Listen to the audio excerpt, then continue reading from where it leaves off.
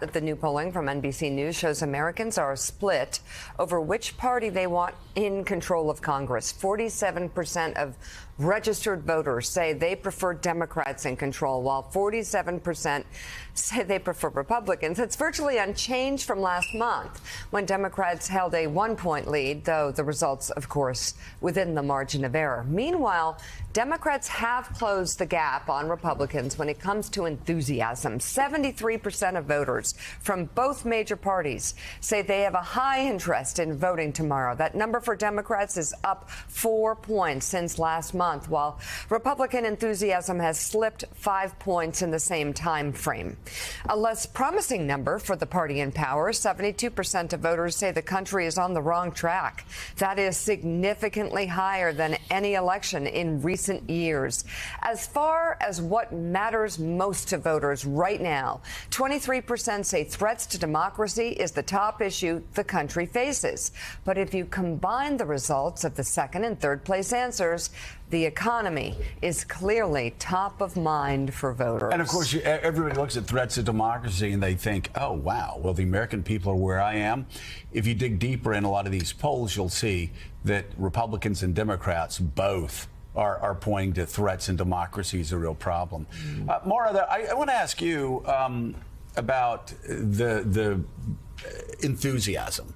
Because there've been a lot of us, and when I say us, I mean me, going, wait a second, Democrats can't be enthusiastic about this election. I'm just absolutely stunned by it. But we see here a big reversal over the past month. Republicans held a 9-point lead. Now it's even. Well, it's interesting because I think over the past several years, we've understandably spent so much time inside the mind of the Republican voter and that psyche, and just some of the emotional reaction to some of the extraordinary events that we've been living through. So people who don't want to mask up, even though they know that there are vulnerable people around, et cetera, there's a deadly pandemic, that does track with this Republican vote, an emotional reaction. But the reality is that Democratic voters are also living through extraordinary events. They are exhausted, they are angry, they are just as demoralized by what's happening, even if what they want to see done about it is very different than the Republican voter. And I think that sense of malaise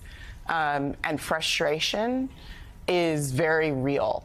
And I think it's only in the past couple of weeks, and you can feel it even here in New York, where there's an extraordinarily competitive race for governor. Only in the past couple of weeks have Democrats, especially even prime voters, started to say, okay, I got to get my courage up. I'm going to go to the polls. We're going to show up. And so the question really for Democrats is it just prime voters? Yeah. Is it going to be beyond that? Can they really motivate people to get to the polls? I mean, that's why Bill Clinton was here in New York this weekend, which is an extraordinary turn of events. Yeah. Think about that. The Democratic Party in New York requiring one of its heavy hitters to come and turn voters to the polls.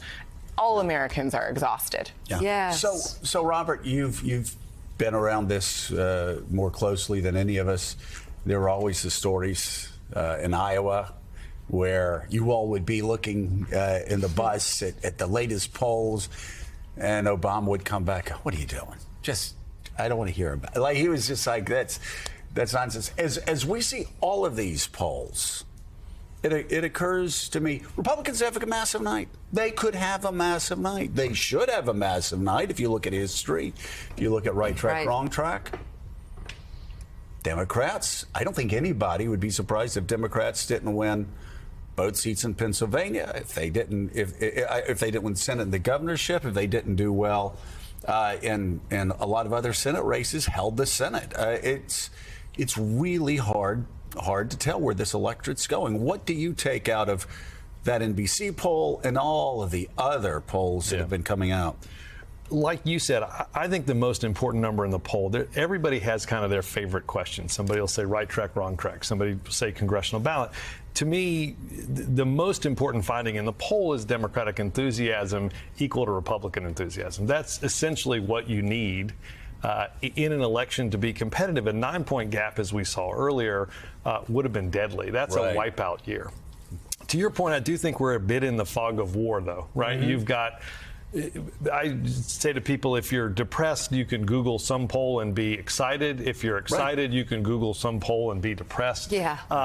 There's just a lot of different data. But to me, again, if the energy of voters is matched on each side, starts to give you some indication of maybe the early vote is good for Democrats. Maybe, so I think that's a real big and important thing. And to your point about former President Obama, this is the point in which he would literally kick us to the other end of the bus. You guys go sit up there. Be on your devices. I want to be back here. And I think for candidates too, they're making their last pitch, right? Mm-hmm. Today's going to be their last pitch. This is their focus. This is their argument.